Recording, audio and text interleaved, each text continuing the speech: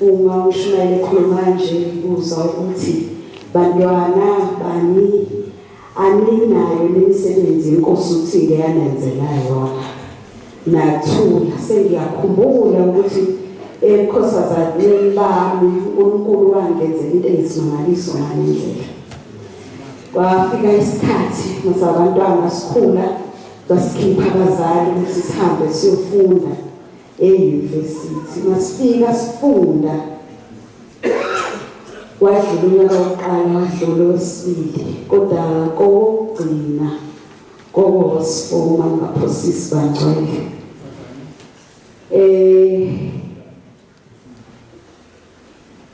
siyafunda lapha kodwa ukhona uprofessor oqashiwe ukuthi azofundisa ama-students e-final year isifundo kwakuthiwa business management.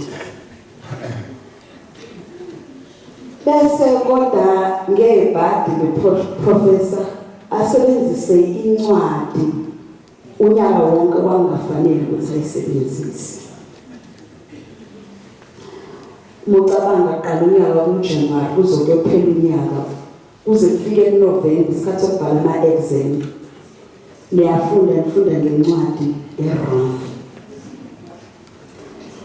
Khona isikhathi okuyibheke uma umuntu kufuneka uzazi ukuthi ubani usukaphi. Masithi siyahamba siyothatha imiyalelo yokuthi exam izoba kanjani silungisiphi nani sifike sitshele ukuthi unyaka wonke besebenzisa incwadi e-wrong i-exam ayazi ukuthi izosuka phishonela kephi.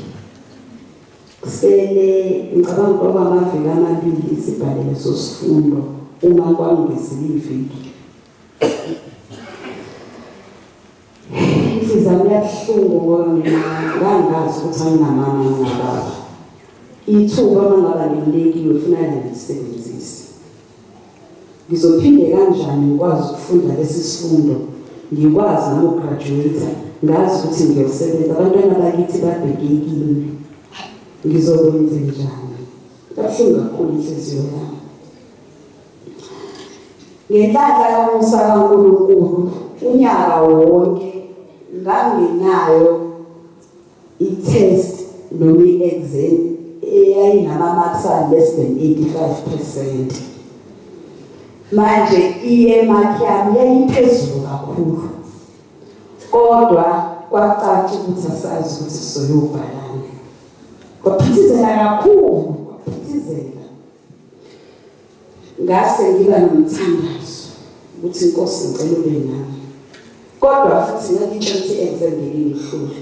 Uma ungajwayele ukuhlula into umuntu vele utshenisa ukusala uzobhala i-business management le u-apply umqondo we-analysis yakho bafuna ukubona ukuthi u-intelligent kangakanani. Ngeke sizohlula. Nahamba ngayobhala. Uma ngifika ngibhala sasibukana sintshontshana. Yayingekho into engangiyazi eyayilela phepha. Sabukana imali ihambile kuyabiza ukufunda. Uma ngizophinda iminyaka ngizokwenza njani? Akungifanele ukuphinda. Isimo sami simfanele ukuthi ngiphinde. Umzali wefundisa ingane angayizali uyayipha ithuba kodwa ngeke kufane nje ukuphiwa uma wakho. Ifuna ukuthi umcabangele, umhlangabeze ngokuthi ungabi sihluleke. Ngafunda, ngabhala. Nginomkhuba kungasengqondweni ukubhala bese ngiyabheka ukuthi ngiphase kanjani. Mase ngithi ngiyabheka ngabona ama-marks ayingafikile ngisho ku-18%.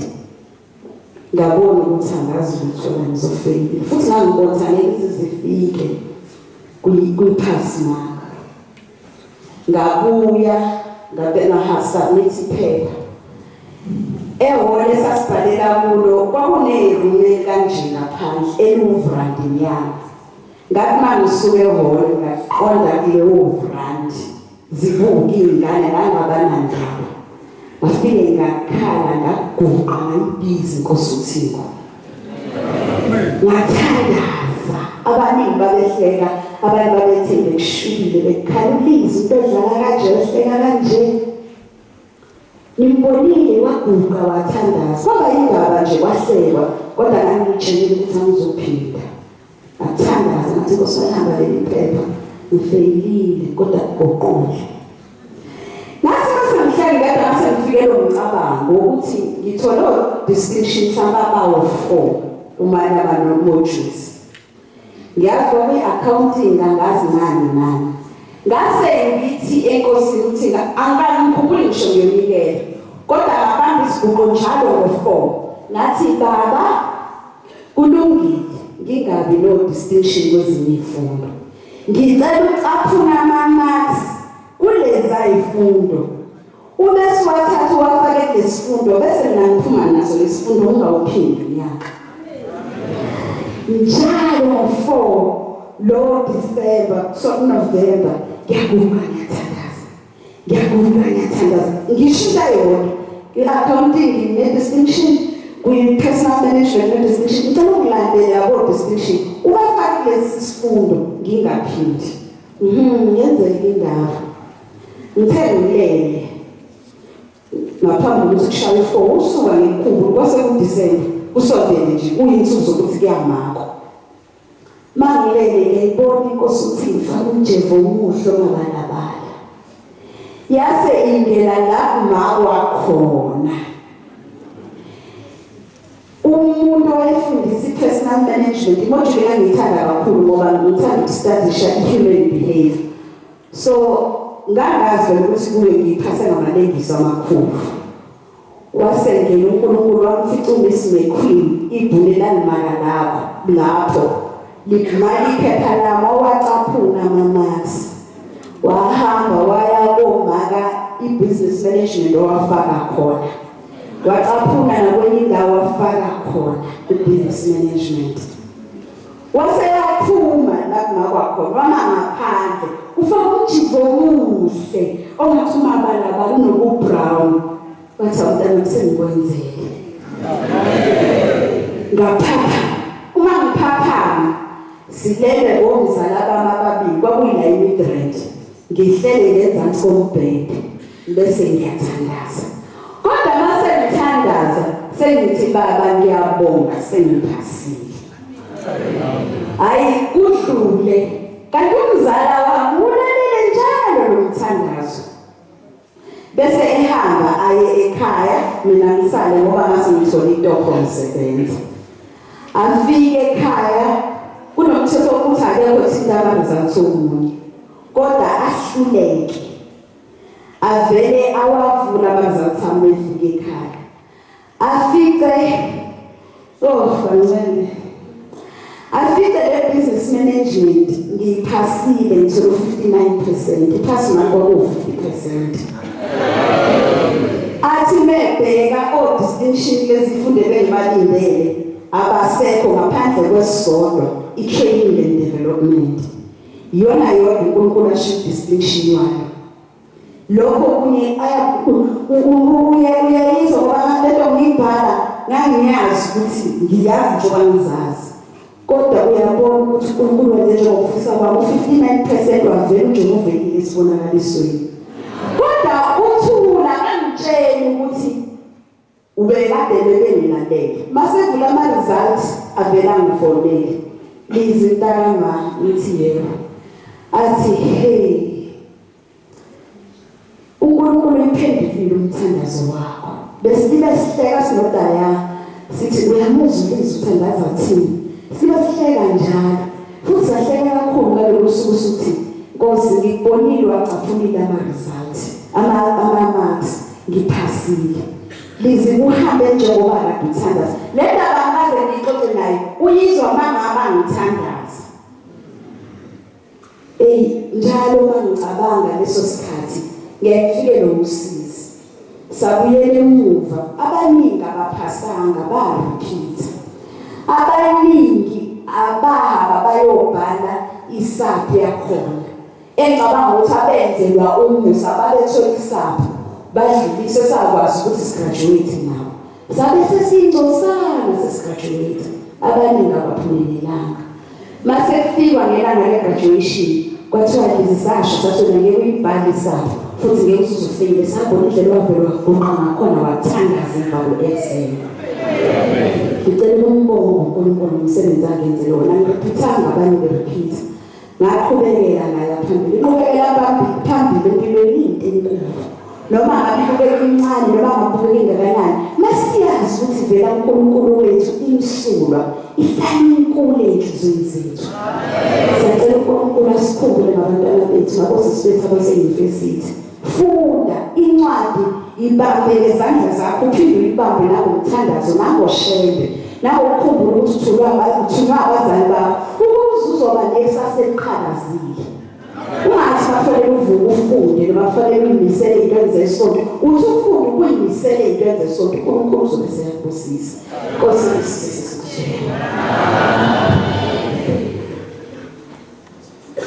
khetha inkosi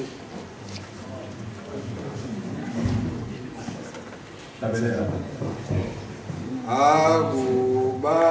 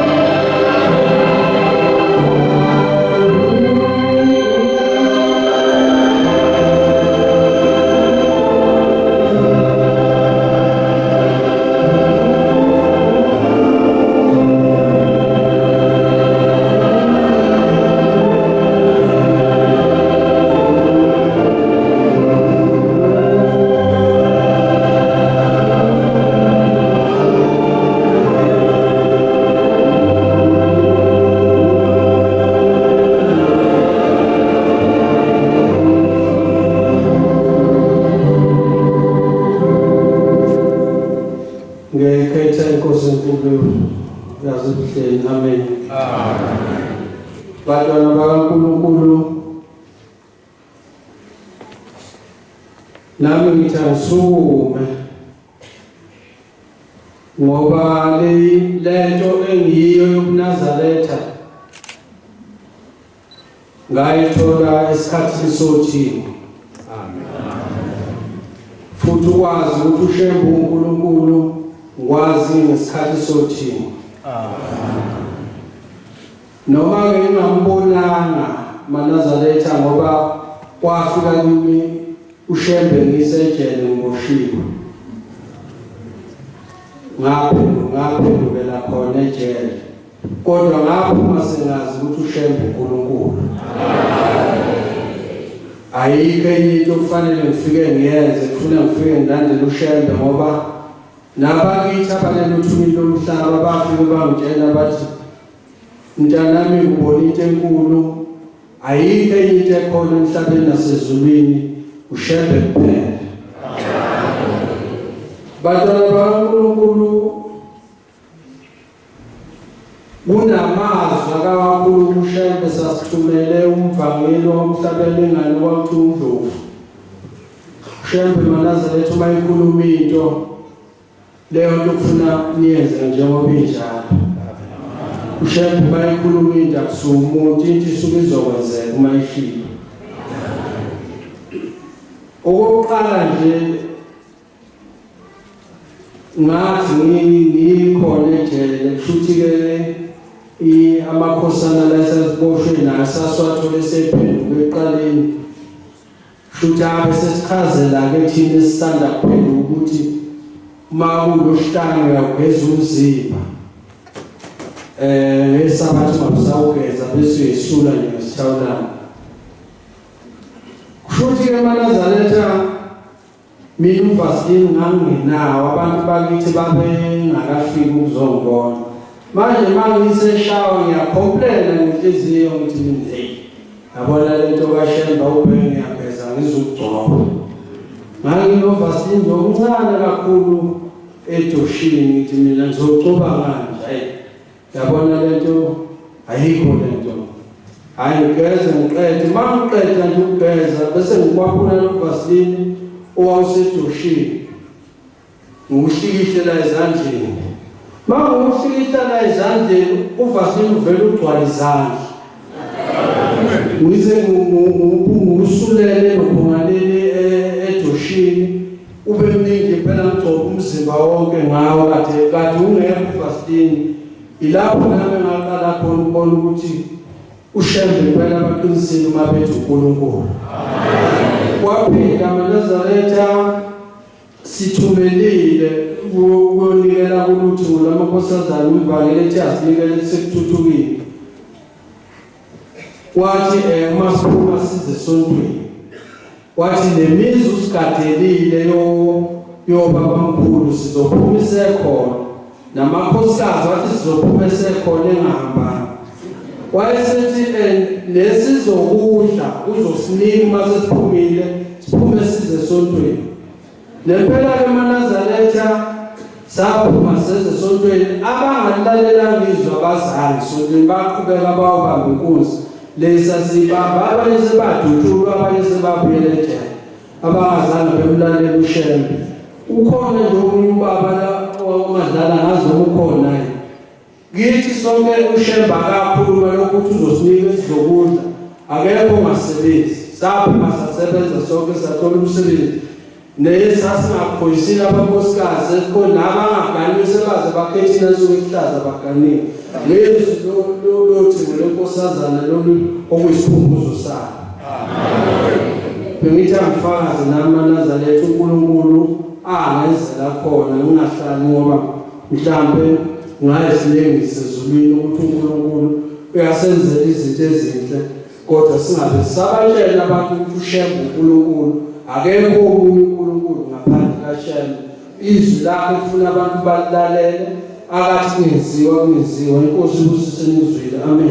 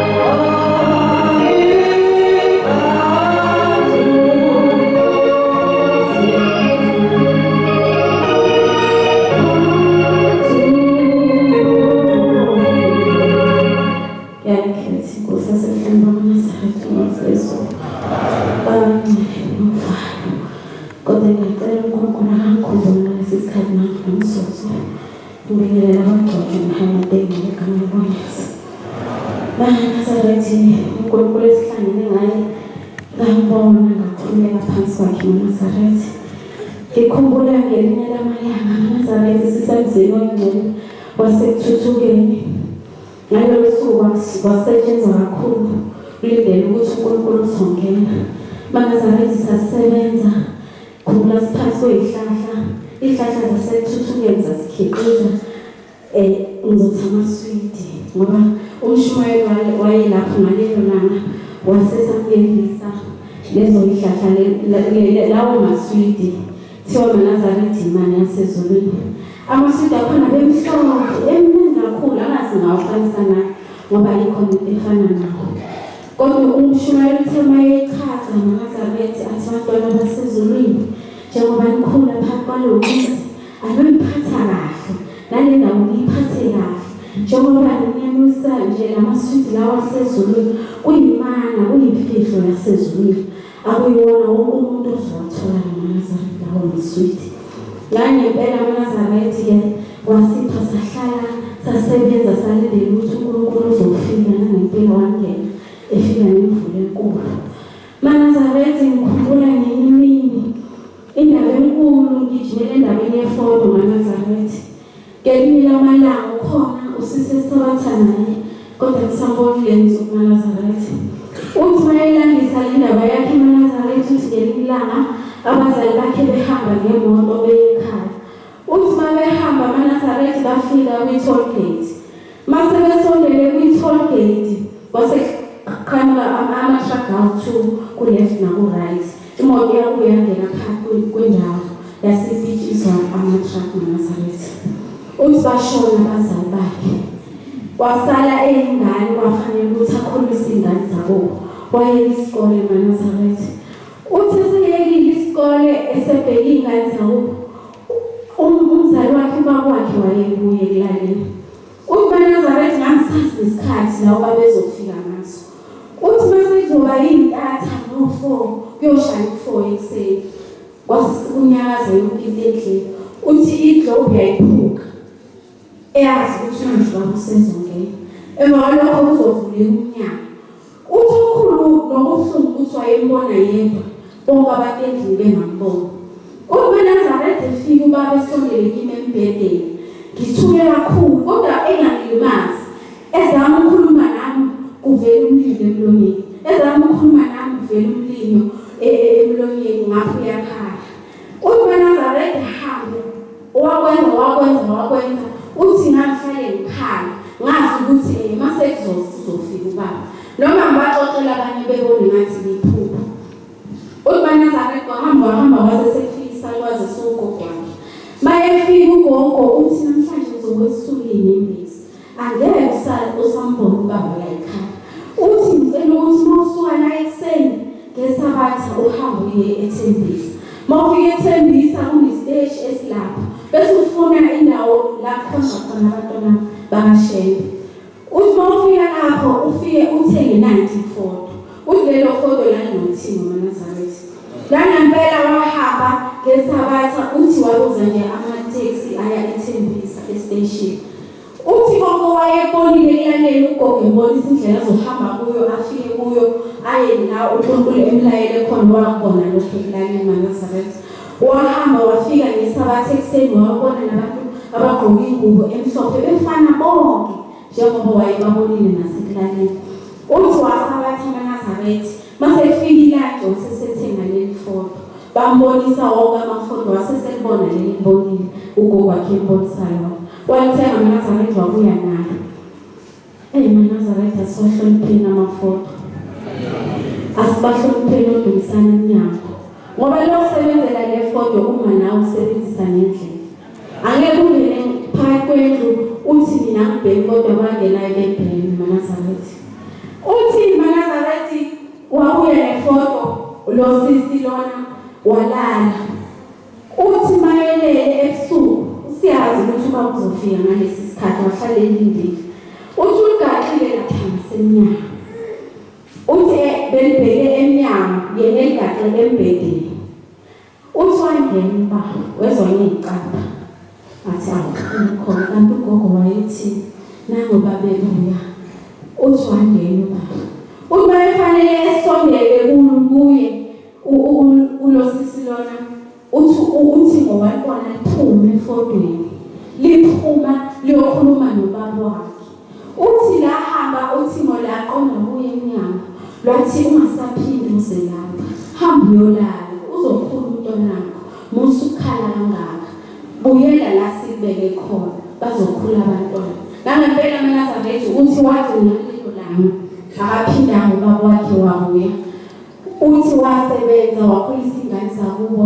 Namanje nje uyintombi nje ethele uthi uyacela nje ukuthi uNkulunkulu akamkhumbule ngelinye ilanga afakaze ngokufakaze abona nahlakhe.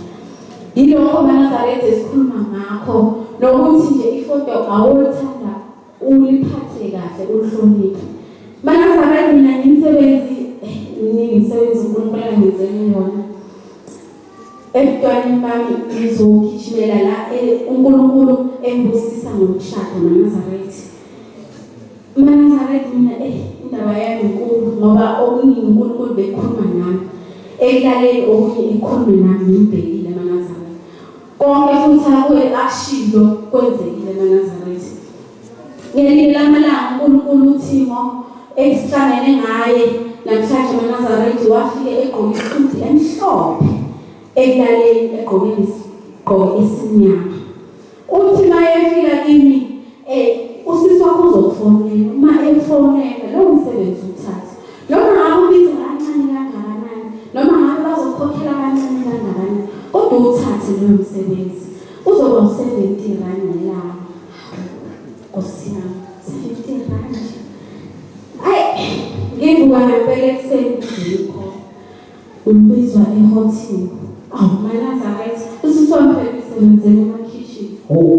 Kodwa uNkulunkulu bese kanje indawo yomuntu osebenza emakhishini.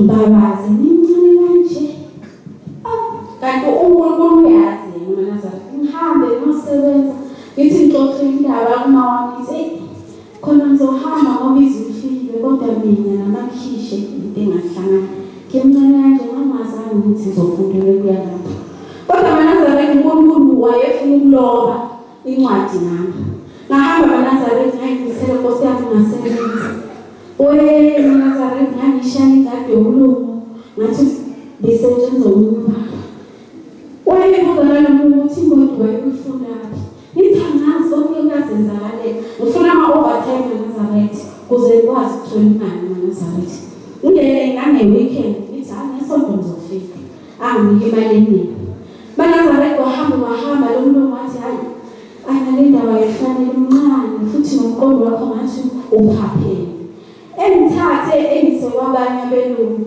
uManazarete bangithatha labelungu laba ngikhumbula nje babenzela konke bengigrosela benza konke nje imali yanje yayihlala nje ingenzi lutho uManazarete bangithatha labelungu bangikhubekisa nabo bangifaka kwikhampani yabo mangifika ngakhona ngasebenza uManazarete ngikhumbula nje bangifaka baze bangifundisa ngangistaff nesikuleyo ndawo leyo uManazarete ngaqhubeka uManazarete angaze ngisebenze ngaphathi kuwo uManazarete ngiyacela nje ukusho lokho ngoba umsebenzi kaNkulunkulu hayi ngoba ngiyigatsha noma ngifuna abantu bangibone ngathi ngincane angomstyle ngasebenza uManazarete bangisusa lapha bangisathu siweni company futhi bangijona nje abelungu bangijona nala ngikhona nje sengijotshiwe futhi angazi ngilahle nje ngashisa kodwa uManazarete kumsebenzi othini nala ngikhona Nkosi yami uManazarete kuNkulunkulu nakhona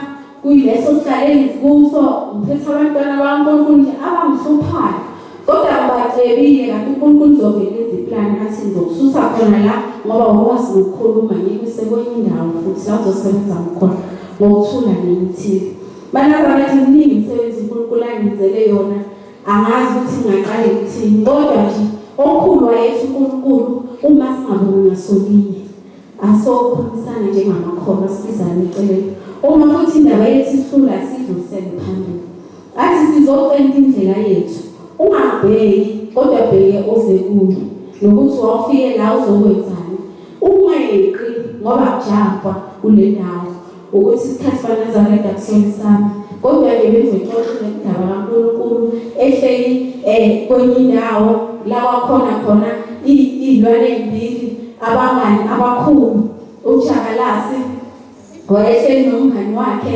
uXabu behleli lapho kwase sekufika enye inyamazane esiyaziyo ingqanga yafike lapho yabagijimisa bagijima babaleka kakhulu omunye nomunye wangena endaweni la ngizokuthola khona ingqanga uManazarete uma sebengenile lapho bacashile kwathula emva kwesikhashana basesebeyaphuma uma bephuma bayabuzana abangani ukuthi wena ugijime wayaphi umngani wami athi hayi uyangazi mina ngivele ngathi thethe ngathi esihlahleni ngayifihla khona wena athi mina ngine endaweni yami ngathi tsi emanzini athi hawu kodwa usakhuluma nje ungahorohoro unje khona usufuna emanzini mngani wami siyacela ukuthi uNkulunkulu khona sesingenile emanzini asihlanjwe sihlambuluke ngempela sifanele lengubo emhlophe ungabe ukuthi ungena kwesifanele kwale ndawo yakaNkulunkulu bese siphuma futhi sesinjalo khona sekhulumile uNkulunkulu athi thandanani uManazarete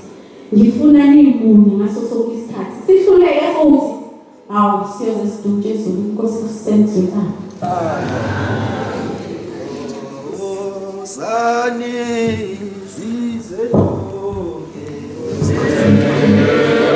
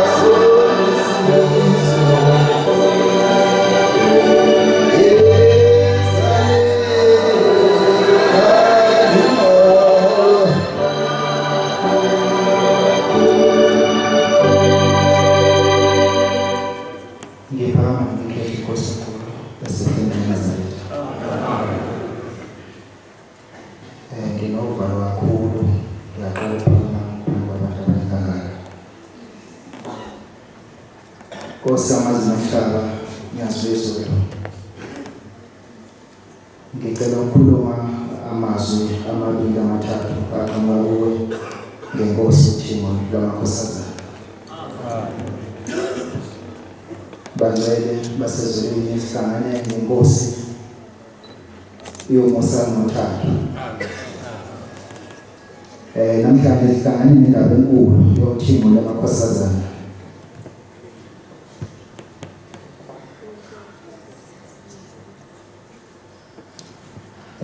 Bangcwele uThemba wabatha endaba zaseNamibia.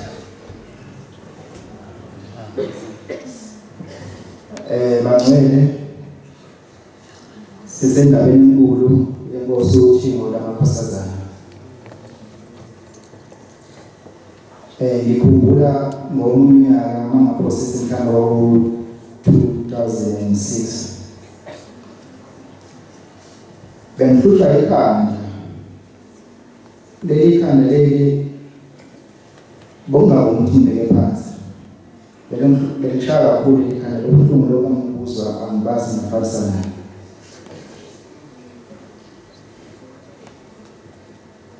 Kodwa uNkulunkulu enomusa ngathi ngiqala ukufika ethempelini ngingena nje ngamasango ethempeli ngakazi ngizongena ngayikhethi nenkosi. Kwakuhleli uThixo lenkosazana ehlaleni. Ngathi ngena kuphela lavela lami ekhanda ngingazange ngithandazele. Sikhuluma ngomsebenzi njalo yenkosi uThixo.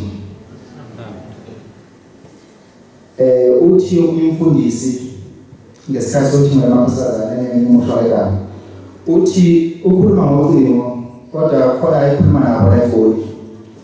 Umhlangano waseNkumbuleni eNamibia.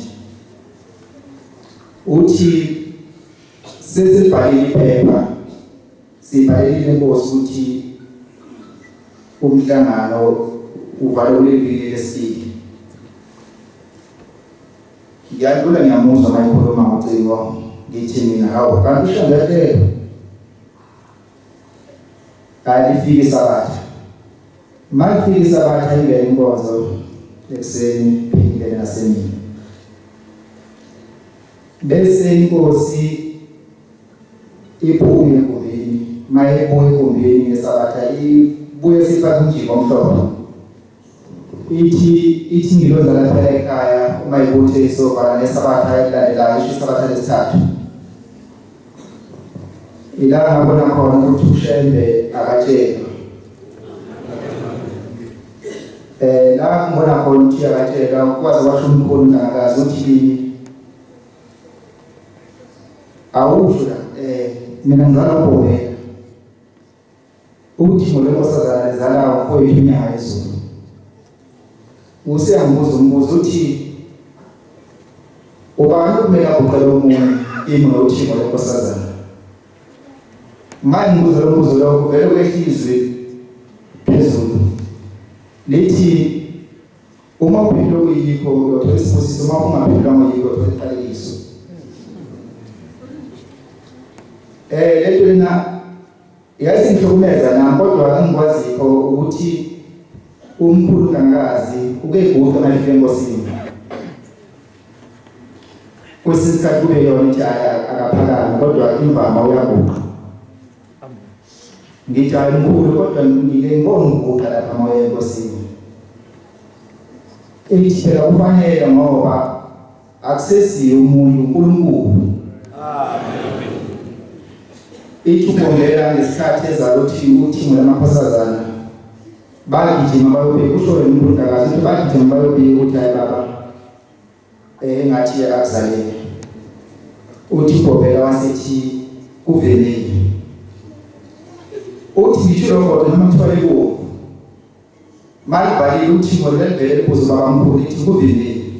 Uthi lavele indlu. Bangcwele basezulwini nanginawo amazwi amaningi bemlobe igama lami endlozini yesikhumbuzo. Inkosi isamasebazweni. Amen.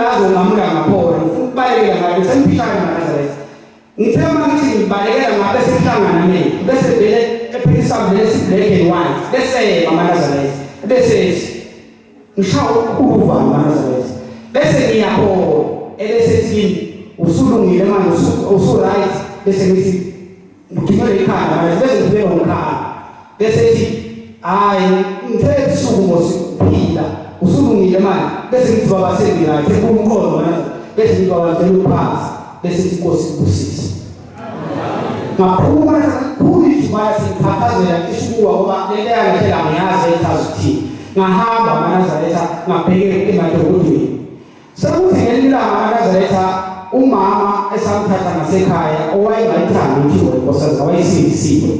Uthi lo mama lo mina ngikhoza umuntu bangiphatha kaMaNazaretha namhlanje basakusho lokho.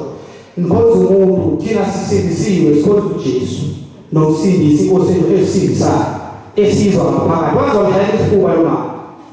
Ngase ngathi uyolungile mama. Ngahamba kaNazaretha ngabuzwa yena esethini ngizothola umshayeli usekuthuthukeni.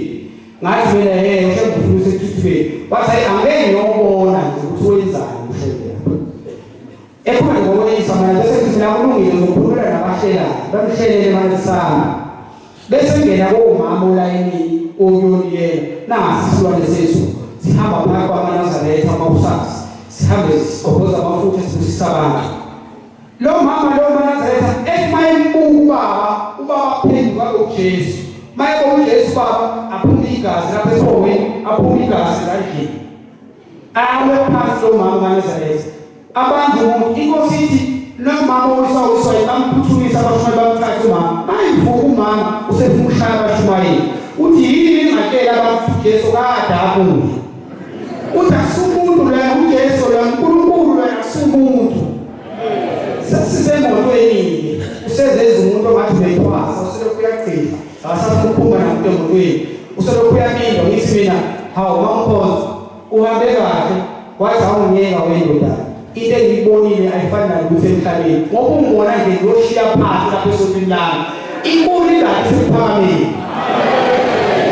Nkosi kuselizweni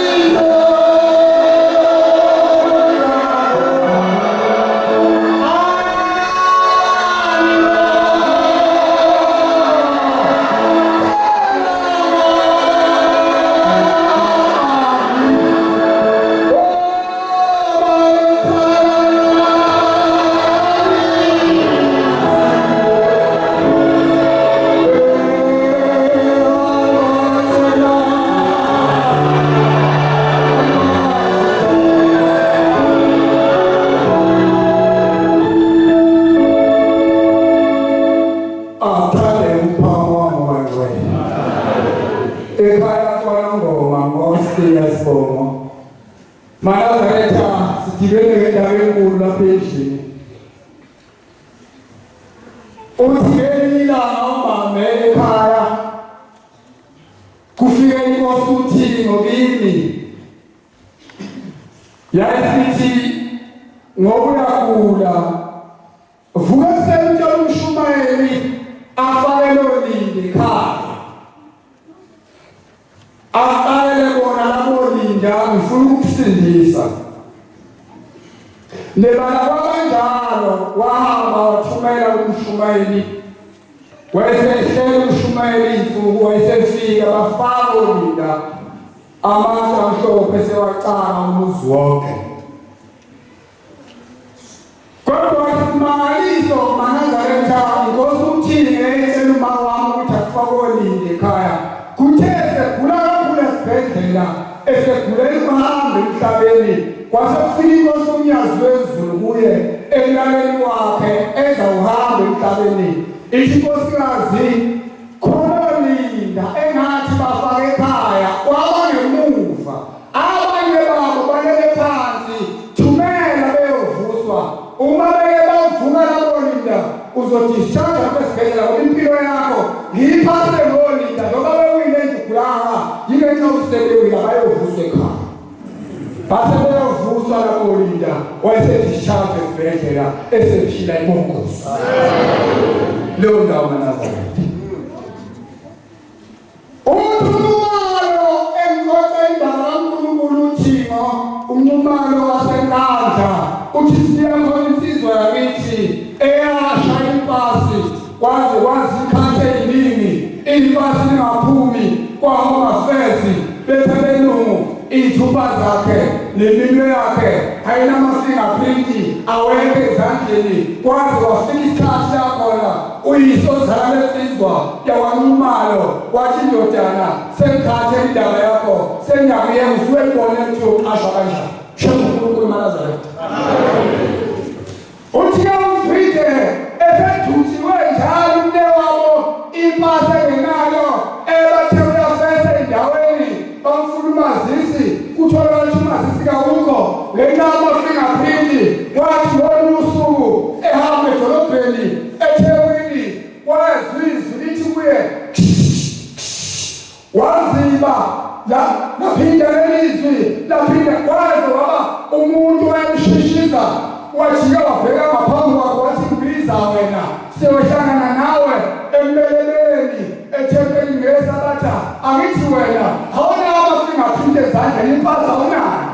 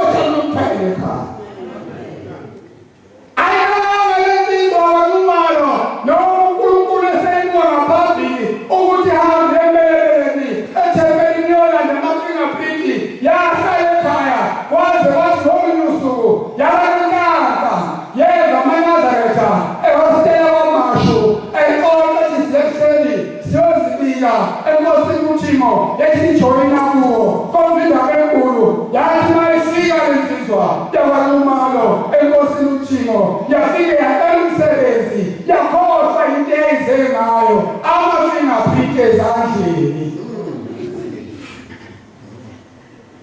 yakhona isukuma sayibusisiwe yabona amabili amathathu esikuyimemori ukuthi mina angamafingerprint noma ngingabusiswa ngiyoqashwa kanjani impasi ngenalo yabuye enkosini yafika yathi baba ngicela ungipha amafingerprint lwathi uthiwa lamakhosana navula izandla siyazi thina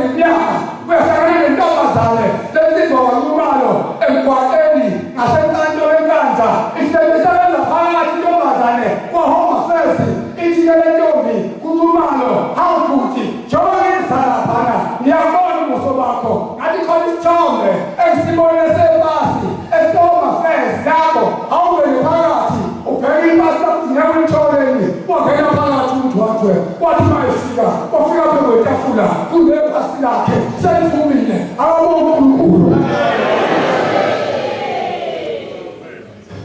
5 minutes.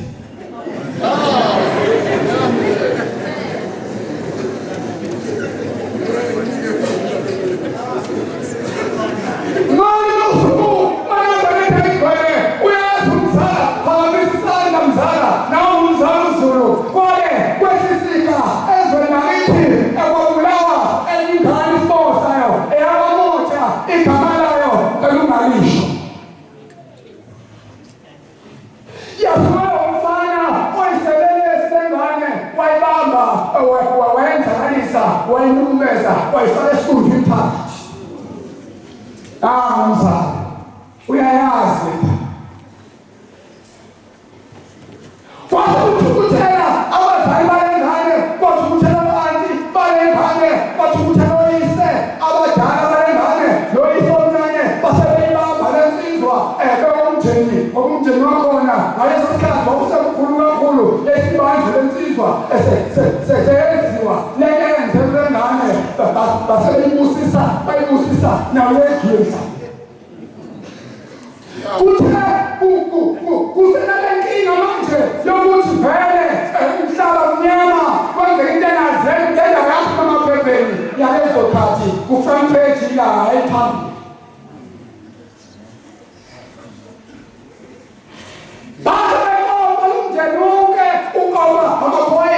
ngoba wayethathile umthetho lezandla wafaka kwanongoma enkantolo ukuba sabeyoboshwa ithi intombazane yakhona namhlanje umakoti igangele kwasebekhulu ithi nathi sisesitopsini kwanongoma kwangena inkosi uThimo ngengoma yenalithi uthi yafike yathi namhlanje ngizosayinela nizawuphuma lapha enkantolo nebala icala lithethwana baphuma inkosi usebenzile amen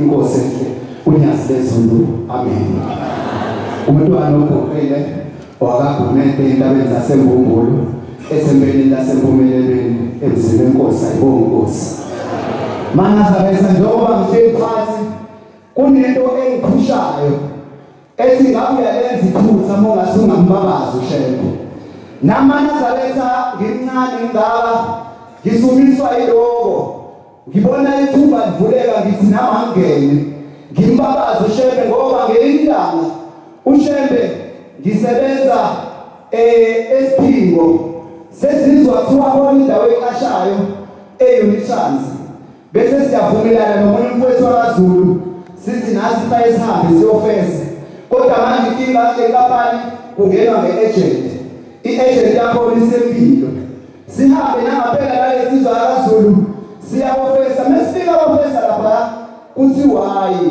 lento efeswayo la ufesela umshini othile odrayiva ngaphakathi bese siyalimala sisawo ngoba kambe thina sinawo bese thi lo mlungu esikhuluma naye athi nginawo lo mshini vele ngivume eqala ngithi mina esinawo athi ziphi imali zawo ngithi mina asipha zami kodwa singakwazi ukubuya nazo ngolosini ngisho umsomluko athi kulungile nibuye nazo ngolosini siphinde kumba la sisebenza khona sisebenza ka-Ackermans anyway house ka-Ackermans mesifika lapha emsebenzini ngicela uZulu ngithi mina weZulu lalela asifike manje sicele umphathi wethu walapha ka-Ackermans ngoba lo mshini ukhona ngaphakathi ukuthi sicela senzele iy'ncwadi zalo mshini sihambe siyofesa ngawo athi uZulu ekizilunge ndoda phela ukhumbule ukuthi nalapha siyasebenza ngithi mina izolunga siphinde ngempela mesifika lapha emsebenzini bese ngiyaqonda umlungu ngithi cha kade siyofesa athi beyofesa ngithi mina besiyofesa enkampanini la Unitas kodwa manje lapha yasifike saba lenkinga thiwa kuyaqashwa ngalo mshini okhona la ekhaya ngithi ukusibona drive athi neke ngibona kodwa ngeke emthethweni ngithi mina ngicela usenzele iy'ncwadi athi lo mlungu lufune kaningi ngithi mina hayi bathi asibuye ngolosini sibuye nale iy'ncwadi zalo mshini athi lo mlungu okay sasa ngizenzele i-appointment nihambe neThekwini nifike endaweni ethile nizofika sebenilindile bese beyanizisa iy'ncwadi zalo mshini nangempela ngasasa ngolosibili savukela khona kule ndawo lethiwa siyekuyona mesifika kuleya ndawo sifike kuthiwa uyini eqhamuka ka-Ackermans sithi neyebo athi usibandalo sisho sithi yebo bese bethi okay ngena ngaphakathi singene ngaphakathi sithi yantombazane lungileke into engizoyenza la ngizovele nje ngibhale amangamenu ngibhalele yonke le mbuzo ningakuthi ngizophendula lithini bese niyabuya nibuye ngolosini nizolanda iy'ncwadi zenu awu ngithi ushembu uNkulunkulu siphinde nangapela emsebenzini sifike sisebenze bese siyamtshela umlungu sithi hayi sesiyile lapha lenkampani kodwa siyekuyona siyokwenza incwadi bathi asibuye ngolosini eseyilanda ekuseni-ke ngolosini asizongena thina sizohamba siyolandeleza incwadi sizihambise kuleya agent ethiwa sifike kuyona nangempela siyaphindela khona ngolosini ekuseni mesifika sifike iy'ncwadi zethu sezisindile siyithathe sishone khona empilo sathi besize impilo bese ngisibine emapele yabona-ke manje asihlalelele manje fanele singene lapha emasangweni ngengoma ngasho ngayibiza ngathi baba ngikulolu hambo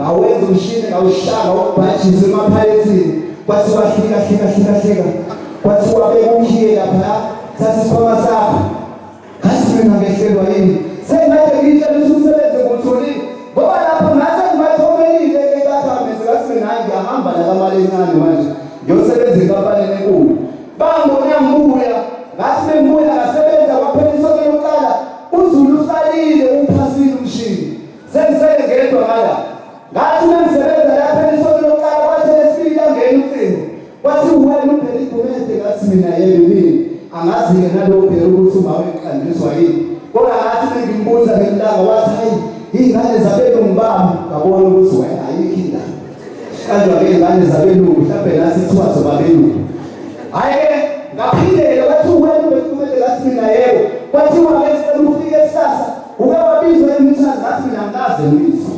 Kwathiwa sicela ufike kusasa uzotheswa ngathi mina ngiyeza. Ngafika nangempela ngayoya ngamlalanga yabona ke umuntu uphekile umthandazo awutshela omunye umuntu. Wathi wena bezoshaya u-12 uvuka ngo-10-12 bezoshaya u-4 ushaya uvele sewulindile. Nangempela nangayenza umthandazo ngaphinda khona ngasasa ngabe ngifika ngafika ngawuphasa umshini ngawuthola umsebenzi ngasebenza ayibonge inkosi. Amen. Inkosi kusisebenzile. Sige mami